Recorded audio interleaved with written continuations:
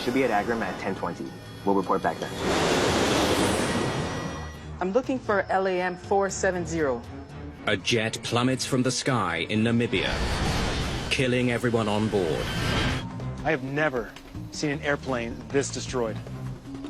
The wreckage gives investigators their first big clue. Definitely made by the engines. There were two depressions at the very beginning of the debris trail. The plane was level. Maybe they were trying to land. But when investigators listen to the cockpit voice recorder, Something's going on in that cockpit. Turn it up. some strange sounds point to a disturbing possibility.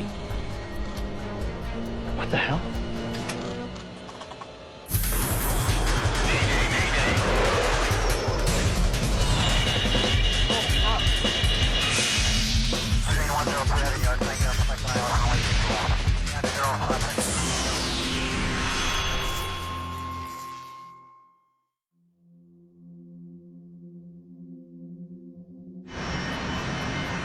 Maputo International Airport in Mozambique. Auto brakes at the TRO. Auto brakes are set. Confirm takeoff configuration. Takeoff configuration, okay. Ready for takeoff. LAM 470, ready for takeoff. LAM 470, you are cleared for takeoff. Roger, Maputo Tower, LAM 470. Here we go.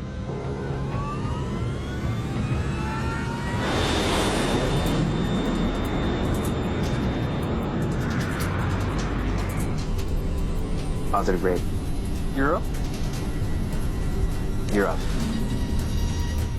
49-year-old Captain Herminio dos Santos Fernandez commands LAM Mozambique Airlines Flight 470.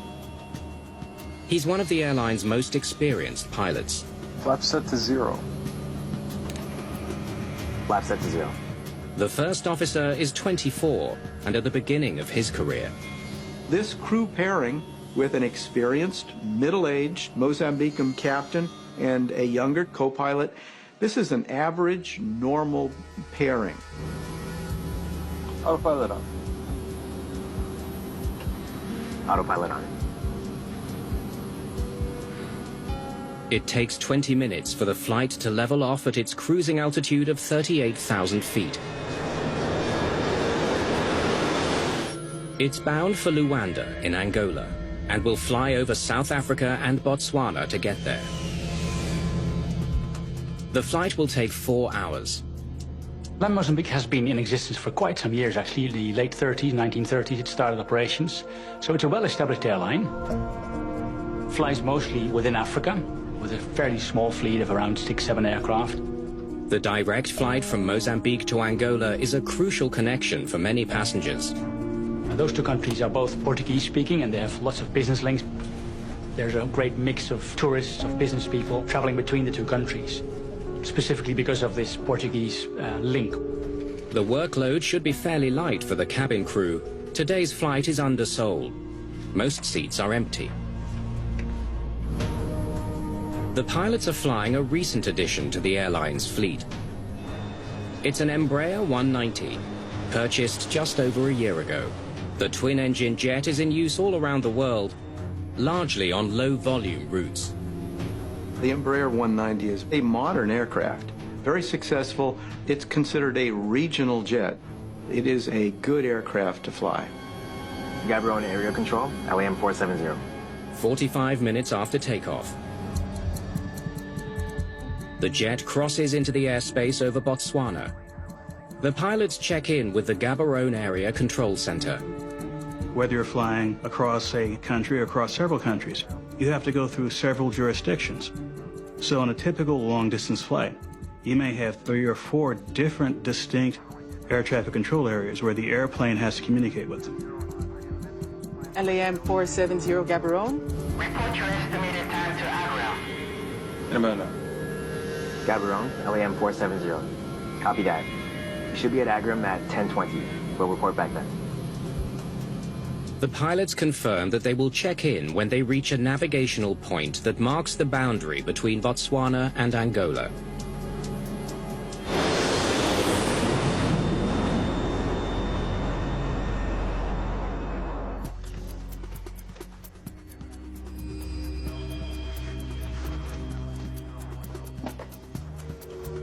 It's been an hour since the controller in Gaborone last communicated with LAM 470. The flight should be approaching Angola, so he gives the crew their next instructions. LAM 470 Gaborone, please continue with Luanda control, frequency 8888.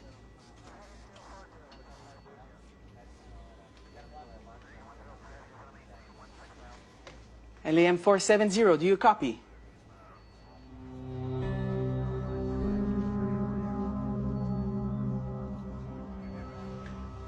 But there's no reply.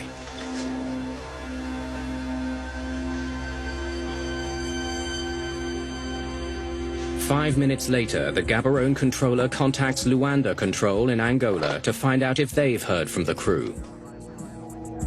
I'm looking for LAM 470. Are you in contact? It was intended to be handed off to Angola to Luanda. Handoff never happened. Luanda called back and said the airplane's not here. 5 minutes before its expected arrival time, LAM 470 has still not contacted Luanda Control. You haven't heard anything? Neither controller knows where LAM 470 is. It has disappeared.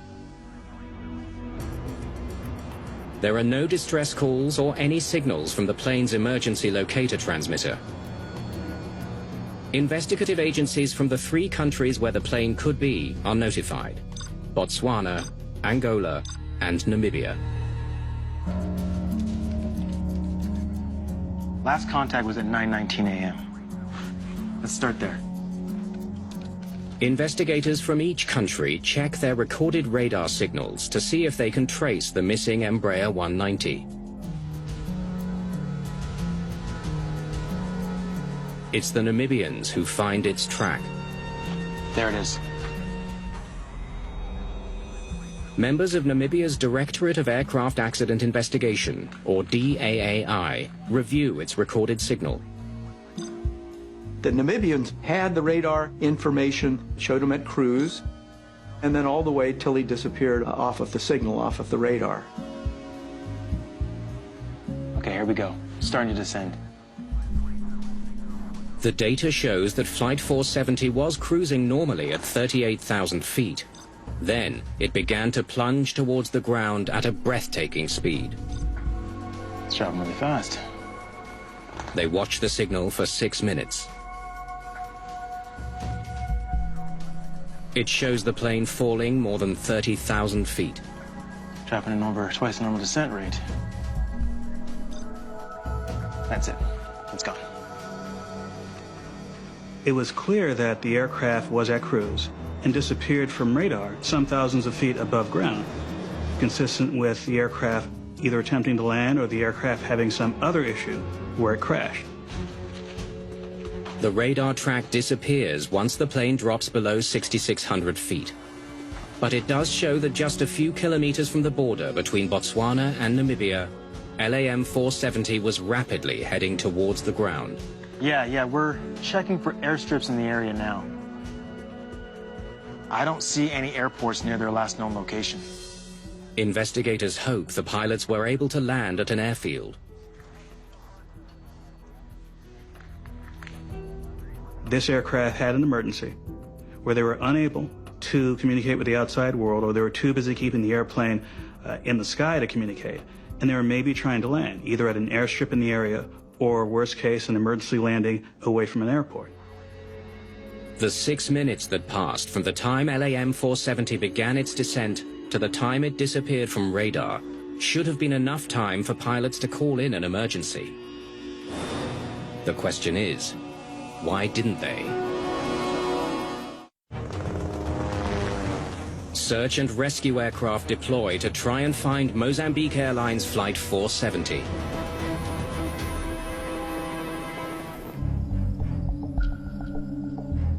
But it's park rangers in Namibia's remote Bwabwata National Park who first come across a tangle of wreckage.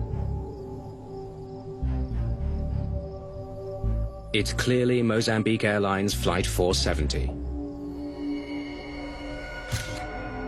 All 27 passengers and the flight crew are dead. The area where the aircraft wreckage was found in the end is a very remote area. It's sparsely populated, and it's in a very open area. The site is in a roughly 280-mile strip of Namibia, straddling Botswana and Angola, putting the investigators from Namibia's DAAI in charge. Okay, we got a lot of ground to cover. Let's find the point of impact. This was the biggest investigation they'd ever had. It was the first one involving a fatality on a large jet transport. It was an aircraft that was from outside the country, with passengers on board from several other countries. So they were under the extra pressure of having an international spotlight. I have never seen an airplane this destroyed. The team combs through the debris for any clues that could help explain the crash. The debris can tell us a lot. Just the way that the debris is reflected on the ground is very important. The last radar plot of the flight showed the plane was in an unusually steep descent moments before the crash. But the crash site adds important details. Okay, so the plane came down there and was headed in this direction, towards Luanda. Flight 470 was headed in the direction of its destination. It was not off course. Investigators look for other wreckage patterns to see what else they can learn. Right aileron. Take note. One of the things that the investigators are looking for is to see if very specific parts of the aircraft are in or near the major debris field, such as the tip of the wings, nose of the aircraft, the tail of the aircraft. Left flap. These parts of the aircraft tend to come off the airplane first if there's an in-flight breakup. They did find all those parts of the airplane. The aircraft was completely intact when it hit the ground. At the point of initial impact, investigators find two nearly identical pits. Let's get a measurement. There were two depressions at the very beginning of the debris trail.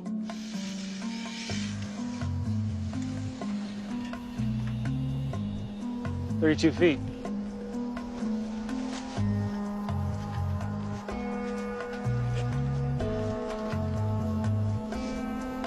That's the distance between the two engines. They had a distance between them that was roughly the distance between the engines of the aircraft. They're identical, so the plane was level. That implied to the investigators that the aircraft was relatively wings level. It's an important lead that shows the investigators the way in which the plane hit the ground. Investigators study the actual shape of the crash site. Okay, we're 487 meters from the first point of impact. The wreckage pattern is long and narrow. When I see a wreckage trail that's that long and the aircraft is that disintegrated, it says that there was both a high vertical speed as it hit the ground and a high forward speed to allow the wreckage to spread over such a wide area. And that usually indicates that there is a very high speed, not necessarily an out-of-control high-speed impact with the ground. The extensive trail of debris suggests one possibility. Maybe they were trying to land. To answer that question, the team examines the landing gear. Tires aren't blown. No damage to the treads. No puncture marks. They were retracted. This wasn't an emergency landing. It's the first tangible clue about what the pilots may have been doing. The crew decided not to deploy the landing gear, either because they were unwilling to do so or unable to do so. They weren't trying to land. Why were they coming in so fast?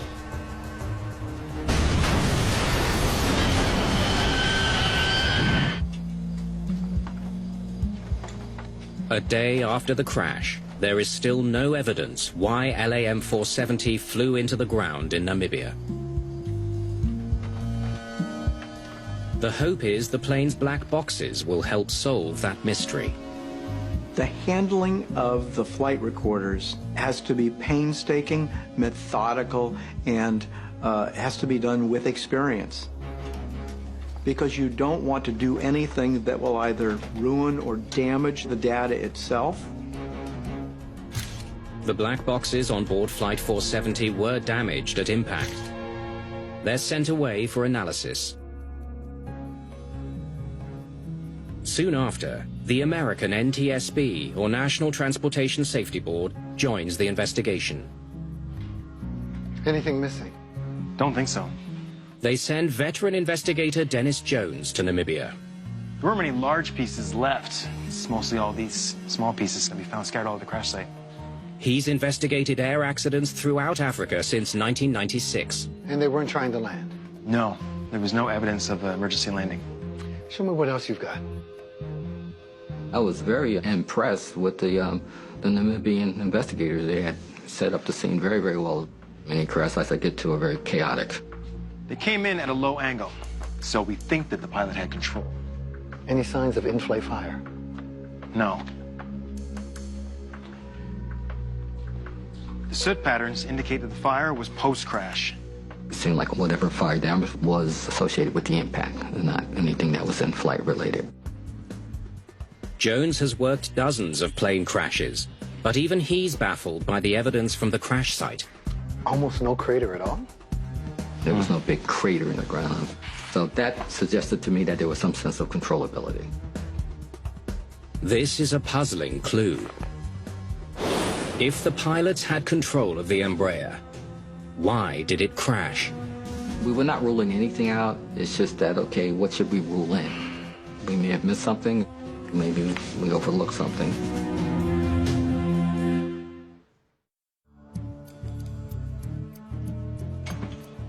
The wreckage and the radar data tell investigators of the LAM Flight 470 crash the same story.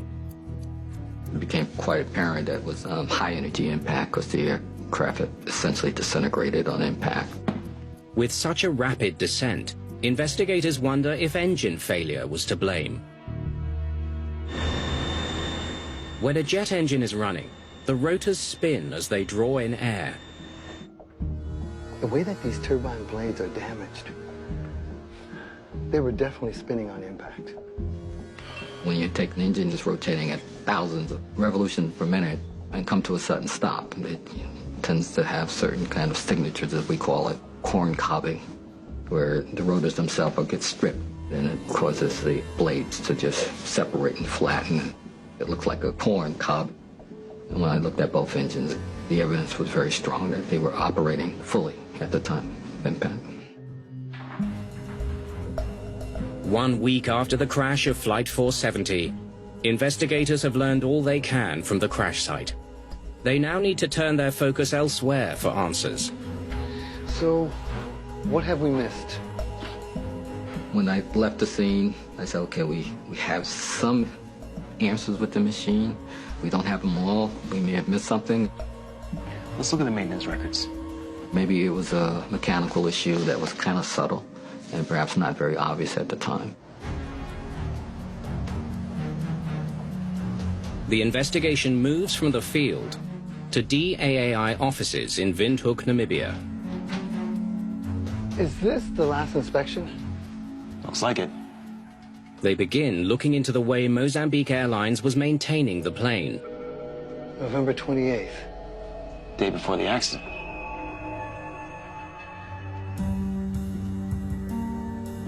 Everything seems to be done by the book. The Embraer 190, purchased brand new just a year ago, has a spotless record. The maintenance records of this aircraft were excellent. It was well maintained by Mozambique. Yeah, there was nothing wrong with the aircraft. There were no major system failures that had been repaired recently. No deferred maintenance that would have affected any major system. It in fact had a fairly intense inspection, roughly a day before the event. Here we go. Nothing that said that the airplane itself was anything other than in top shape when it took off.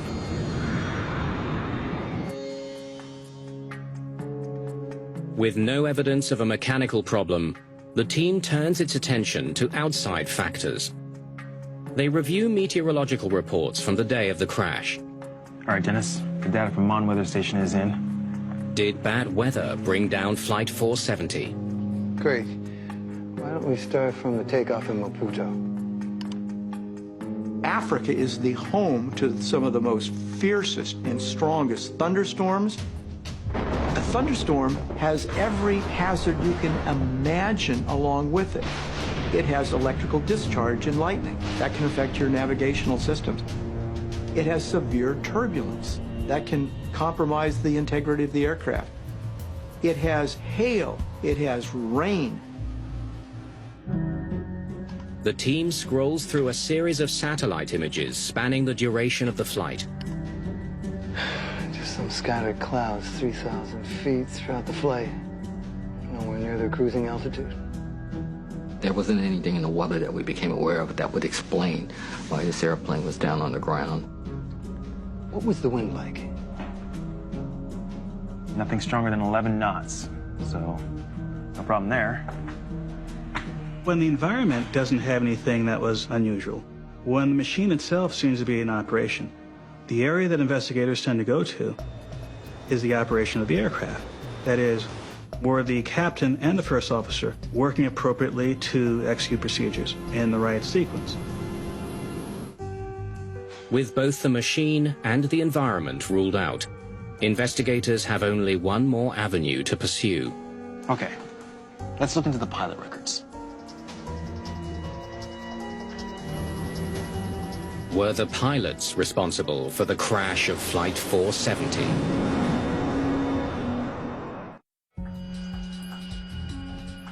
Investigators consider if the pilots of LAM 470 played a role in causing the crash.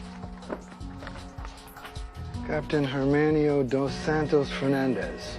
Born in Mozambique, 49 years old. Here we go.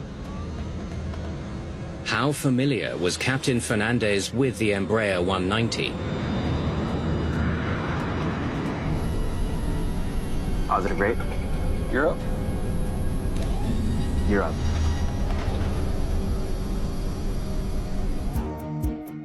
The team scrutinizes his pilot records. You're trying to see anything that might show degradation of the performance of the pilot. Captain Fernandez was not only well trained, 2,500 on the Embraer 190. 9,000 flight hours total. he was a very experienced airman. Malcolm Brenner, an expert in pilot psychology, consulted on the investigation. The captain had an unblemished record, no accidents, no incidents. He was medically qualified. All his records were up to date. The first officer was young, but had over 1,000 flight hours. The two were a good match. Yeah. Flap set to 0. Flap set to 0. It's very common practice to have a very senior captain and a more junior first officer. It enables the first officer to learn and to progress in his career. They should work as a good team. Autopilot on. Autopilot on.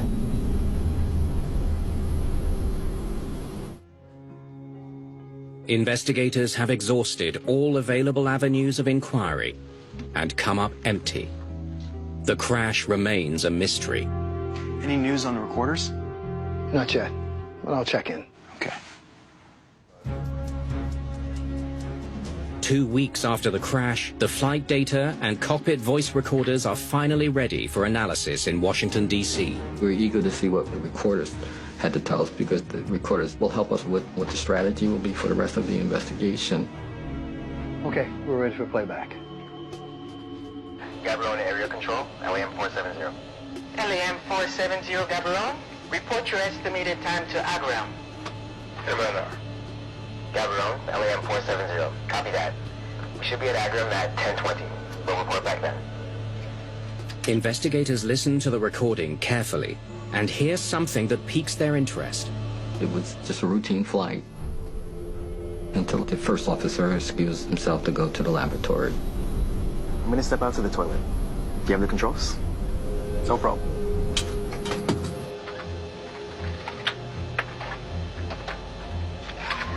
The first officer leaves the cockpit. Captain confirmed that's fine, and the first officer left.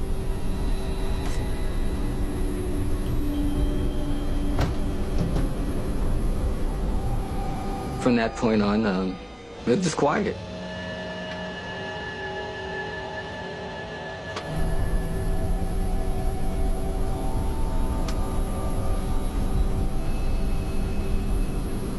"30 seconds go by. A minute.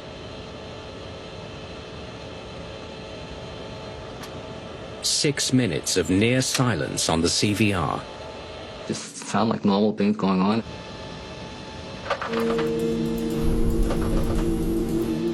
The first officer is coming back. All of a sudden you hear knocking on the door.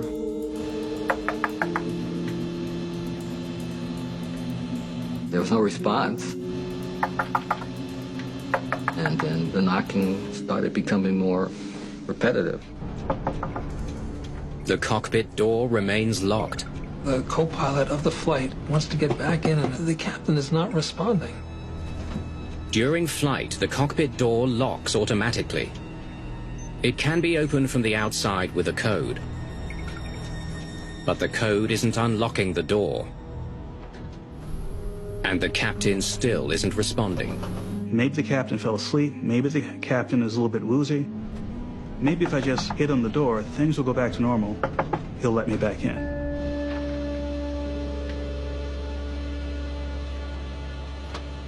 High speed, high speed, high speed. What's high going on? speed.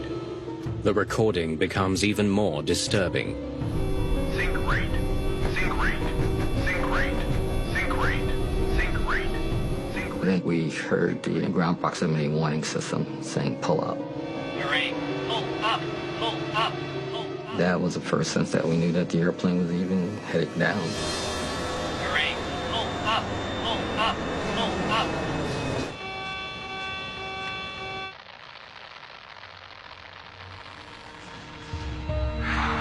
The investigators are stunned. It's beyond abnormal. This is strange. This is unusual.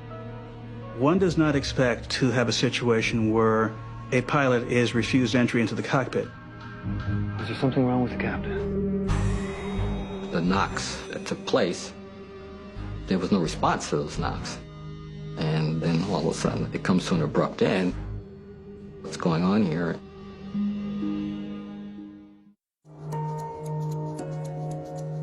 The investigation into the crash of LAM Flight 470 has uncovered a shocking clue. The first officer was locked out of that cockpit for 6 minutes. Right up until the plane crashes. And it sounds like the captain did nothing to avert the crash. Sync rate, sync rate, sync rate, sync rate. Here's an authorized crew member is trying to get back to his position and isn't being allowed in. That's completely abnormal. We need to figure out what went on in that cockpit. The authorized co-pilot of the flight wants to get back in. Why isn't the captain responding? Go back to the moment the first officer leaves the cockpit. The team wants to review the cockpit voice recording more carefully. Did they miss anything the first time? Let's check for incapacitation.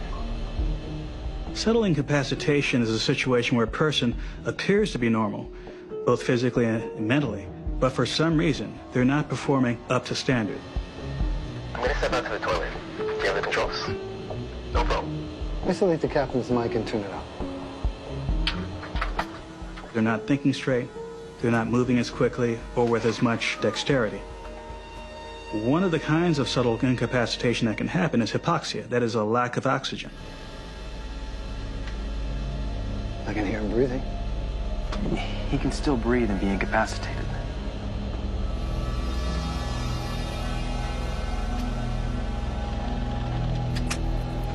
Hold on.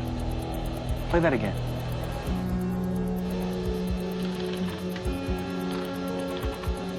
Something's going on in that cockpit. The captain's doing something. Again, your clicking sound, it seemed as though a pilot that was on the flight deck was operating some mechanisms. We couldn't tell exactly, but it sounded like rotating of dials, probably associated with the autopilot. But we didn't know. We just can hear clicking sound going on.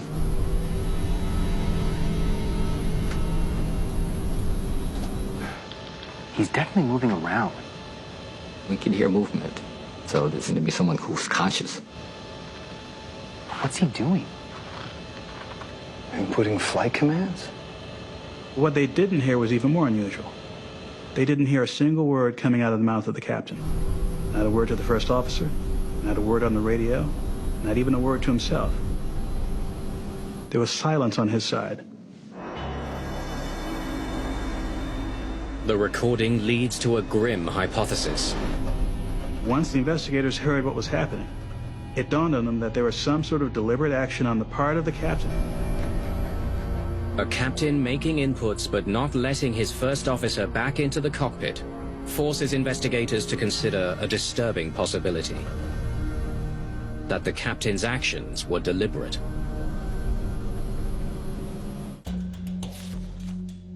It seems extremely unlikely that a well-trained, experienced pilot would crash an aircraft deliberately. The team needs to rule out all other possibilities before making that determination. We knew nothing about the profile of this aircraft, what it was doing. Once you get that information, now you can correlate it with the cockpit voice recorder. So, can we agree that the FDR confirms that there was nothing wrong with the aircraft?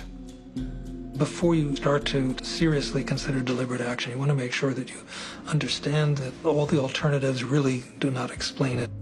All conditions were normal. There were no mechanical faults detected. Okay. Leaves pilot action. Let's take a look at what happened after the first officer leaves the cockpit. The data will show which inputs, if any, the captain made to the flight controls. Can we isolate these 4 parameters? The inputs paint a harrowing picture of the captain's actions inside the cockpit. The first officer leaves the cockpit. A few minutes later, it looks like he starts to make a series of inputs.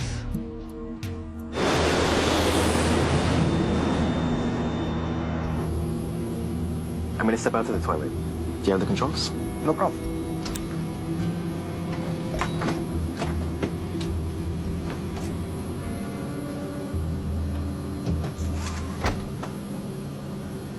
Three minutes after the first officer leaves, the altitude is adjusted 3 times, instructing the plane to drop to an altitude of 592 feet above sea level.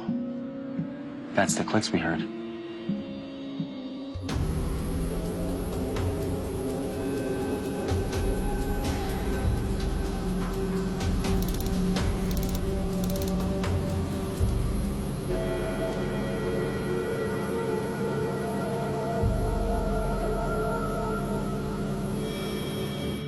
.592 feet is well below ground level in that area. He was flying it on autopilot, which is the way you would normally land an airplane. 3 minutes later, the first officer returns to the cockpit.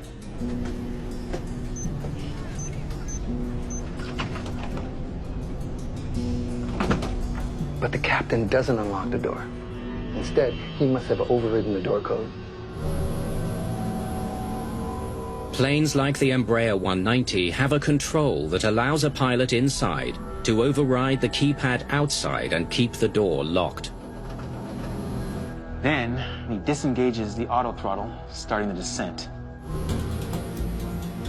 The power was reduced.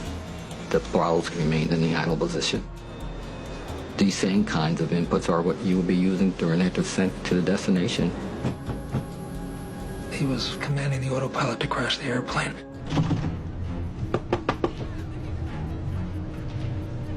I can't get in.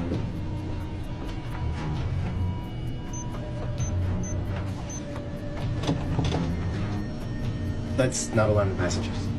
The first officer tries to be discreet. Captain, are you okay? The last thing he needs now is panic in the cabin. The first officer pounding on the door, the captain makes one last move. He employs the speed brake.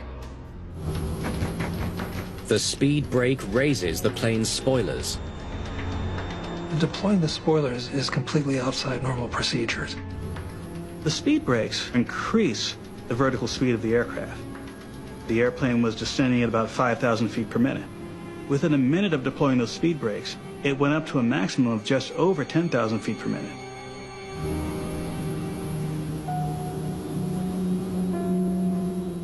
During the aircraft's descent, the captain leaves the autopilot engaged and doesn't touch the control column. The inputs he was making shows that the captain had a very, very thorough knowledge of the aerodynamics of the aircraft, the behavior of the systems, the effect of which was to have a very smooth, very consistent descent from cruise all the way into the ground.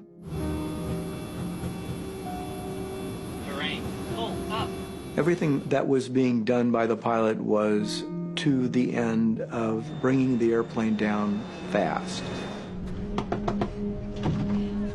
Captain, open this door. In less than 15 minutes, Captain Fernandez deliberately takes his plane out of cruising altitude and crashes it into the ground. This was a deliberate action. There is now one burning question. But why would a pilot do this?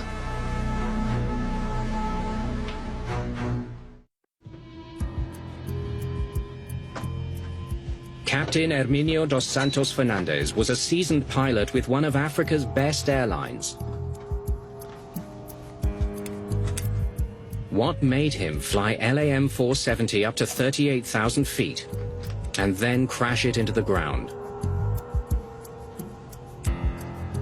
What we do know is that it took about 2 minutes until the captain locked the door, and that it took about an additional minute until he initiated the descent. So during that time, you have to assume that he was thinking about life, about whether he'd want to do something like this. Okay, all right. Did you know Captain Fernandez personally? The investigation digs into the captain's life, current and past. And did he ever seem depressed? Despite finding no red flags in his professional and medical records, investigators discover his private life was another matter. The investigators found a number of traumas in the captain's background. He'd been separated from his wife for almost 10 years, but that divorce proceedings had not gone through. Heart problems. His youngest daughter was undergoing heart surgery about that time, which would have been very stressful. And if that is not trauma enough for one man. 1 year before, the captain's eldest son had died in a car crash, which was believed to have been suicidal. It was almost 1 year to the day? The anniversary of the son's death would have been about the time of this accident, just a few days before. And so certainly it would have been on his mind. Captain Fernandez, pleasure to see you again. Hello, sir. The last thing that happened is not what causes, but it may precipitate, it may essentially spring the trap that has already had all this energy behind it. Sun shines on us today. Good day to fly. Yes. Yes, it is. After the investigation of LAM 470, air safety experts struggle to explain what motivated the captain. It's really impossible for me to answer what the effect his life circumstances had on his decision at that moment during that flight. It's impossible to know from the evidence we have whether this was a deliberate act that was concocted well before the flight, or whether it was something that happened during the flight. Determining how to keep such an irrational act from happening again is also a challenge.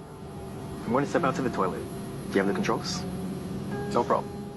For many safety reasons, having two people in the cockpit at all times is important. It's called the two-person rule. Mozambique was ahead of most of the industry. LAM had started a policy that you don't leave one person alone in the cockpit. It's just that at this time it was not being followed. Having someone else in the cockpit would have given him a chance to talk about things, may have been a chance to work things out. But the horrific circumstances surrounding the crash of Flight 470 and the death of 33 people gets little attention worldwide. If an accident happens in the first world, it's being picked up by many more media houses sometimes than when it happens in Africa.